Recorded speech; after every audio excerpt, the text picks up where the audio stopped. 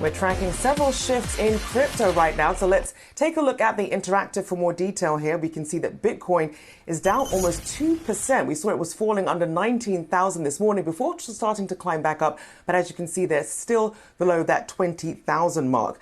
And we know that it's down 60% as well over the past year. Now, that's partly due to investors really bracing for that jumbo 75 basis point hike from the Fed, and of course, a strong dollar as inflation continues to persist. Now, especially you have Bitcoin, which really did lose its credibility as an inflation hedge when it started tracking its movements with equity markets. We also saw Forbes reporting that Fidelity is still considering following in BlackRock's footsteps by offering Bitcoin trading services to its 34.4 million retail investors. To its investors, that's going to be squeezing some of these retail investors. Now, regulators, of course, swirling amid some of the wild swings that we've seen in crypto.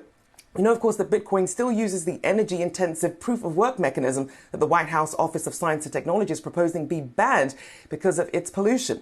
Now, also taking a look here, which is falling even more, at the second largest cryptocurrency, which is Ethereum. We see that that's down more than 2% on the day, and honestly down, as we take a look here, ever since we had that Ethereum merge, down about 16, almost 17% there during that technical move to the more energy efficient proof of stake mechanism, aka the merge. Now, the SEC is saying that the merge means that Ether might need to be treated as a security.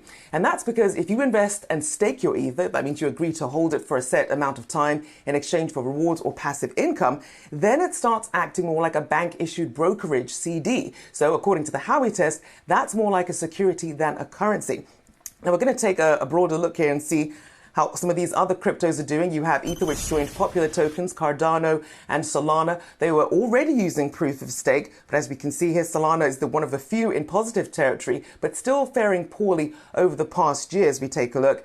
Both of them, Cardano and Solana, both off about 80% over the past year.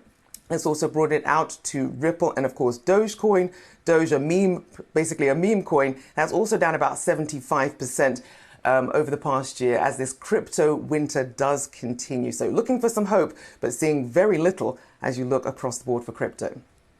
Yeah, Rachelle, we certainly don't see too much hope. And then, of course, I think the big story this week when it comes to crypto is going to be the focus on Wednesday, what we hear from the Fed. I think that is the biggest driver here of the cryptos, especially over the last couple of days. Ethereum, you mentioned the merge scenes. It really seems like it was a sell the news type of event. You mentioned the 17% drop since the merge was completed. But the movement that we're going to see over the next couple of days, I think largely is tied, Dave, with what we're hearing from the Fed. If, of course, the Fed gets even more aggressive than maybe what the market is currently pricing in, we could see a bigger drop from Bitcoin. Again, now right above 19,000. Do you? Because it's largely been tethered to nothing, and we've talked about this for so many years now. And yes, it is basically tracking like a high-risk tech stock. So by that point, yeah, I guess it would. You would expect that when the hike happens later this week. But look, the fundamentals haven't changed. There's still that fixed amount of investors. No new investors are really coming into the space because what is it?